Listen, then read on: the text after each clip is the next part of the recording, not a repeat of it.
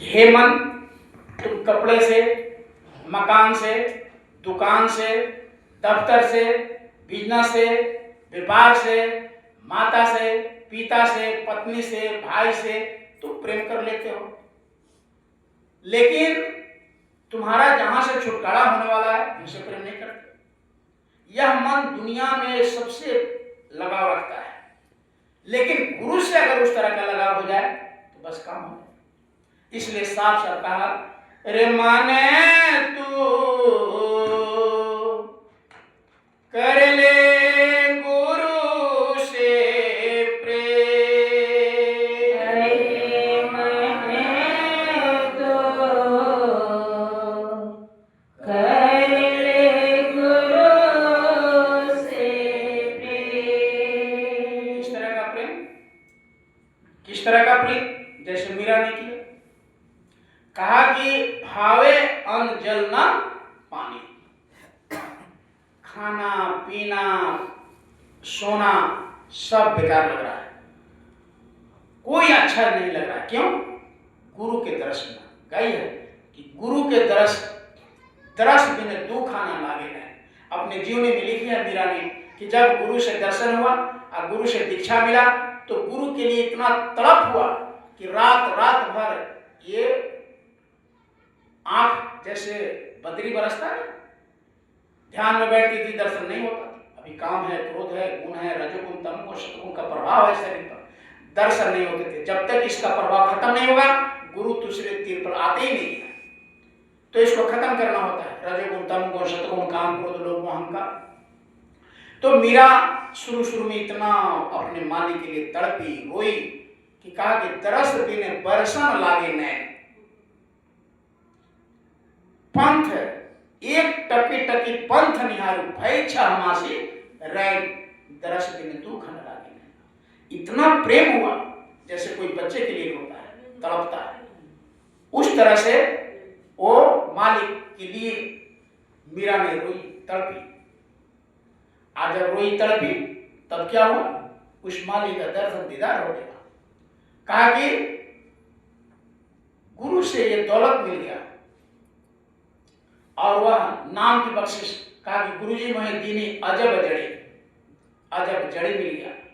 गुरु ने नाम बख्श दिए और नाम सुमरन करते करते करते अब जीते जी उस मालिक के दरबार में आते और जाते हैं। तो उसी तरह गुरु महाराज ने कहा कि ये रास्ता कर्म कांड का नहीं है। जिस दिन गुरु से प्रेम हो जाएगा, जैसे हम नौकरी के लिए, चाकरी के लिए, बाल के बच्चे बिजनेस व्यापार के लिए रोते हैं, तड़पते हैं, ठीक उसी तरीके से अगर गुरु से प्रेम हो जाए कि हम सुमरन जैसे करने बैठ गए और बिना सुमरन का भोजन नहीं, बिना सुमरन का सुबह कहीं गए नहीं, सबसे जगह सुमरन कर लिए, तब कहीं गए, शाम को कहीं से आए, बिना सुमरन किए अन्न जल ग्रहण नहीं किए। जब इस तरह का भाव हो जाएगा तो गुरु ने कहा कि इसी घाट पर रोज जब तुम ध्यान बने नहीं बने, भजन बने ना बने, लेकिन अपने मालिक को यही रोज पुकारिए। पुकारते पुकारते एक दिन ऐसा वक्त आएगा कि वह मालिक दर्शन दीदार देगा। मीरा को क्या हुआ? मीरा इसी तरह से करते करते और ऐसा दौलत मिल गया। कहा कि पायो जी मैंने नाम रतन धन पायो, वस्तु अमूलक दिए मेरे सतगुरु, आप कृपा कियो अपनायो, पायो जी मैंने नाम रतन धन पायो। ऐसे करते करते करते एक दिन ऐसा हुआ, रामकुमार गुरु महाराज ने इतना, मैंने अपने आंखों से देखा, ये मंदिर का फोटो लगा हुआ है बाहर देखिएगा, उसमें एक भी पत्थर नहीं लगा था। तो हम मथुरा में 2 साल रहे, वहां मेरे सामने पत्थर लगा, एक भी पत्थर नहीं लगा था। तो उस पत्थर में लगाने में मैंने वहां देखा एक से एक साधक, एक से एक माताएं बहन, उधर राजस्थान की इतना कीमती साड़ी पहनी है, लेकिन गुरु महाराज का आदेश हो गया मिट्टी डालना है। अपनी आंचल में, टोकरी किसी को नहीं मिला, अपने आंचल में मिट्टी डालकर गुरु के प्रेम में मगन है और प्रार्थना कर रही है और मिट्टी डाल रही है। तो गुरु महाराज ने कहा कि इसको कुछ मिलता है, नहीं मिलता तो क्यों पड़े रहते, मिट्टी में पड़े हैं। राजस्थान के आदिवासी सब वहां बहुत मंदिर मंदिर में सेवा करते थे लोग, हमने आंखों से देखा। हम लोग क्या है, कुछ नहीं, इतना मेहनत रात रात भर लोग करते रहते थे। तो प्रेमियों, गुरु से जिसको प्रेम हो जाएगा उसको ये अन्न जल ये नींद कुछ मतलब नहीं है, बस प्रेम होना चाहिए। तो कहा कि प्रेम, बहुत लोगों ने प्रेम गुरु से इतना लगाव किया, प्रेम किया। कारण जब गुरु का दर्शन हुआ, गुरु का दीदार, खुद गुरु महाराज को देखिए, गुरु महाराज जब डूबने जा रहे थे, जब वो डल झील में, तो आंख बंद किया, कहा कि माँ का वचन पूरा नहीं हुआ और मैं नौजवान आ गया, दाढ़ी मूछें निकल रही है, अब माँ का वचन पूरा नहीं हुआ, भगवान से मुलाकात नहीं हुआ। माँ ने कहा था कि बेटा जीते जी भगवान को प्राप्त कर लेना। पूरा दुनिया में ये हमने घूम लिया, लेकिन कहीं उस मालिक का दर्शन दीदार नहीं हुआ। तो आंख बंद करके वो सोचा कि भाई अब तड़प के जान दे देना चाहिए गुरु महाराज। कब जब मालिक मिलवे नहीं किए, जिस उद्देश्य से हम निकले थे वो नहीं हुआ, तो बस आंख बंद करके जैसे, तब तक पीछे से गुरु का रुको, कहा कि थोड़े दिन और खोज कर लो, खत्म। चेहरा आया साधु का। तो प्रेमियों, गुरु से इतना लगन था गुरु महाराज को कि कहीं मिल जाए, कोई बता दे। उसी क्रम में लंगोटी छाटे, कितना महात्माओं का तिरछुल ढोए, कमंडल ढोए, कंबल ढोए, खाना दिन दिन भर बनाते रहते थे, खिलाते रहते, इतना सेवा किए, लेकिन कहीं कुछ नहीं मिला। तो लास्ट में जब प्राण को त्याग करने जा रहे थे, तब जाकर के गुरु ने इशारा किया कि बच्चे थोड़ा सा ढूंढ लो। तब गुरु महाराज पीछे आए और फिर से ढूंढने का कोशिश किए। अंत में मालिक का दर्शन उनको हुआ। तो जितने भी महात्मा आए इस धरती पर, सबको तड़पना पड़ा, या जो भी साधक आए, जो भी भक्ति की, सबको रोना पड़ा। कहा कि हंस हंस कोई ना पाया, जिन पाया तिन रोए। तो इसलिए कबीर साहब ने कहा कि हे मन, अगर तुम उस मालिक को प्राप्त करना चाहते हो तो इस दुनिया से प्रेम छोड़ो। गुरु महाराज तो हमारे कहा कि दुनिया से भी प्रेम करो और मालिक से भी करो। कैसे करो? कहा कि जैसे कटोरे पर शहद होता है, कटोरा पर बहुत मूर्ख मधुमक्खी होता है, जैसे सुगंध नाक में गया कि बस दौड़ करके धड़ाम से जाकर शहद में पड़ गए, पूरा चख लिया। जब उड़ने को हुआ तो पंख उसी में सट गया, अब वो निकल नहीं पाए, पूरे पंख सट गया और फड़फड़ाए ज्यादा तेजी से, तो पंख उसी में टूट गया। अब उसी चाशनी में, उसी मध में, शहद में लसरा कर जिंदगी पूरा खत्म हो गया। तो गुरु महाराज ने कहा कि इसी तरह संसार में तुम पड़ जाते हो, लद जाते हो, और सारा इसी में तुम्हारा समय निकल जाता है, और अंत में क्या मिलता है? कुछ नहीं मिलता। बड़े लोग आए, सिकंदर बादशाह, क्या मिला? कुछ नहीं। इसी में चालाक मधुमक्खी क्या करता है, जैसे उसको शहद का गमक अंदर गया नाक में, बेचारी आकर के कटोरी के किनारे पर बैठ गई और कटोरी पर बैठ करके और अपने मुंह को शहद में मिठास लेकर पूरा चख लेती है भर। जब पूरे चख लेती है तब जाकर के वो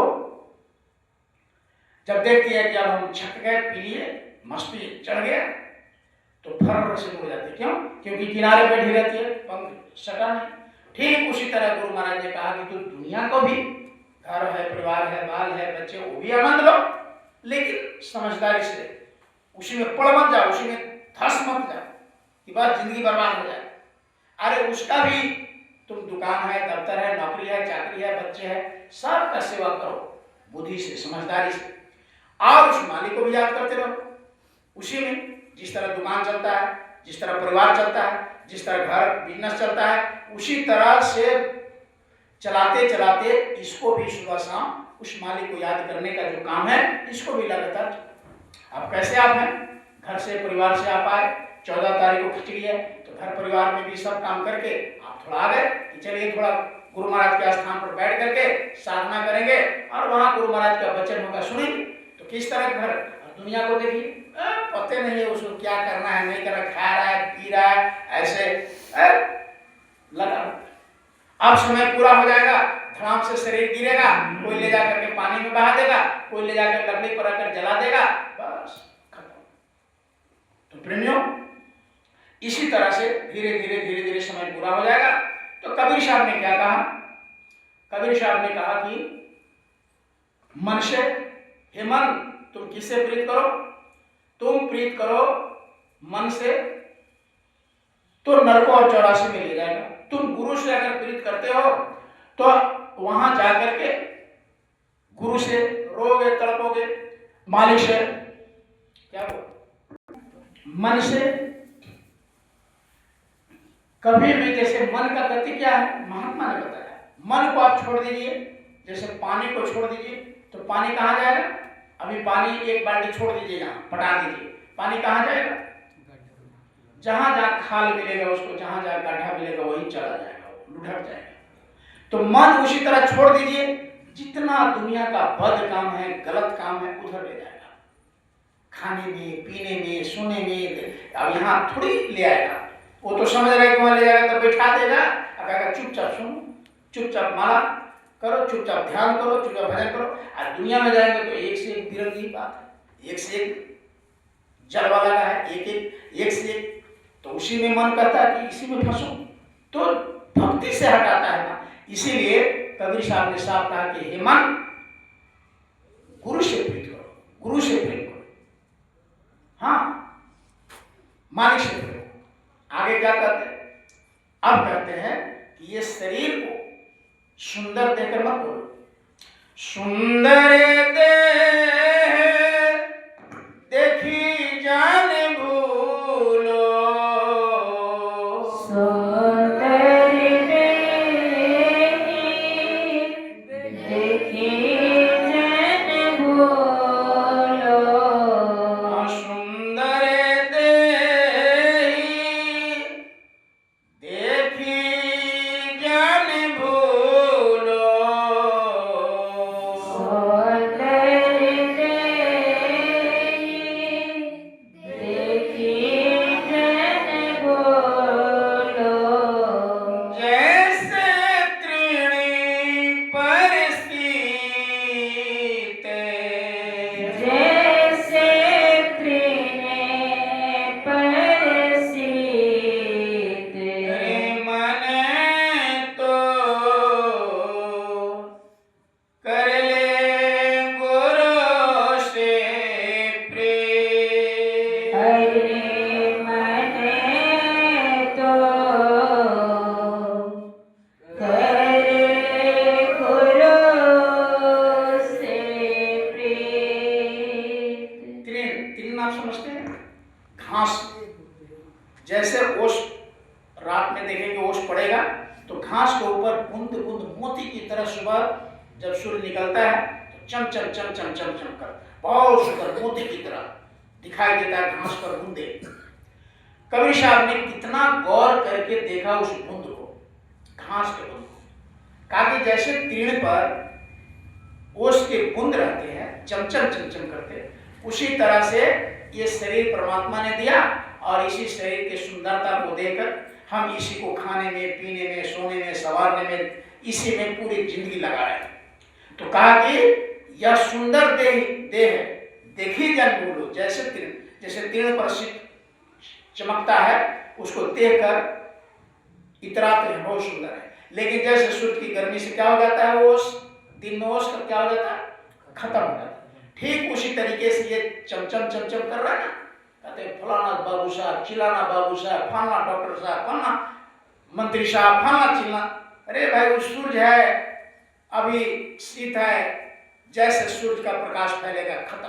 उसी तरह से जैसे श्वासों की पूंजी खत्म होगा, मास्टर साहब, डॉक्टर साहब, कलेक्टर साहब, इंजीनियर साहब, सब होता साहब में बदल जाए, कोई साहब सब पद खत्म, एक आवाज में खत्म। तो इसीलिए कहा ये सुंदर पद प्रतिष्ठा और सुंदर देह देकर मत बोलो।